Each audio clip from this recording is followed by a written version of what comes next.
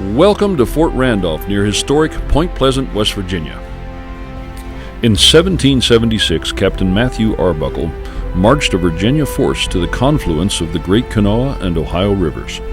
Under orders from General Edward Hand, Arbuckle erected a large stockade with blockhouses and cabins that would become known as Fort Randolph.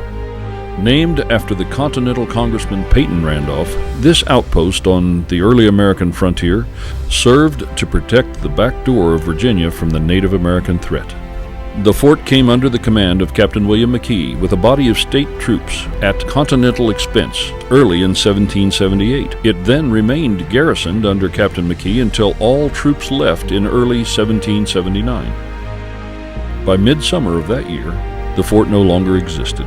Colonel William Crawford, stationed at Pittsburgh, wrote General Washington on July 12, 1779, to report that as soon as Fort Randolph was evacuated, the Indians burnt it.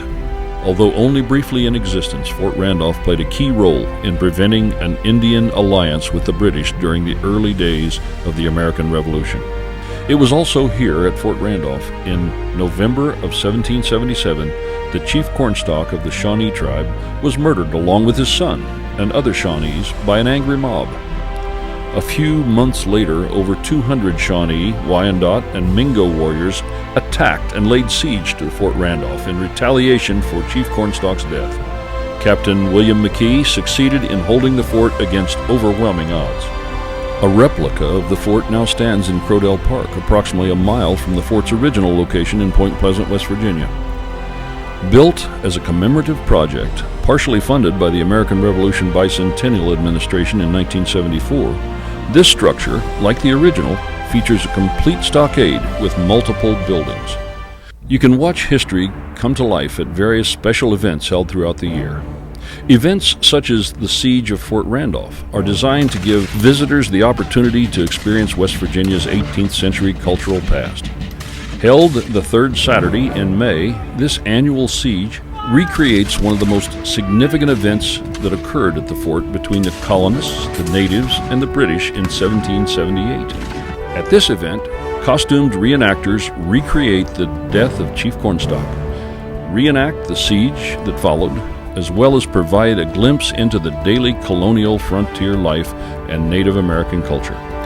You may serve as the jury for magistrate's court, sending debtors into indentured servitude and condemning treasonous men to death. You can purchase items from sutlers selling historically inspired goods and wares, or just wander around the grounds enjoying a variety of demonstrations offered by 18th century clad living historians.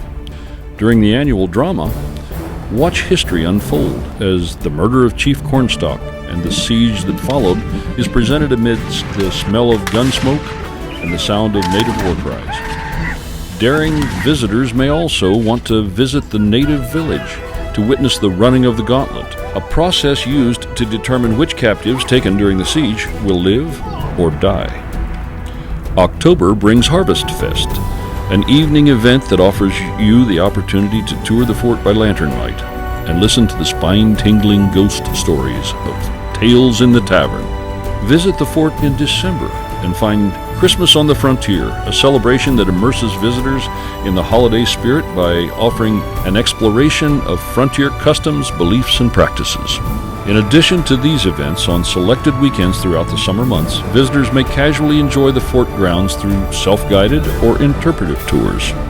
If you are interested in becoming active in the world of living history and historical reenacting, workshops and seminars are provided by the Fort Randolph Committee on an as-needed basis for those wanting to bring history to life by becoming a reenactor or by volunteering. For more information about the fort, reenacting, and a current calendar of events, go to the Fort Randolph website, the Facebook page, or the Mason County Convention and Visitors Bureau website.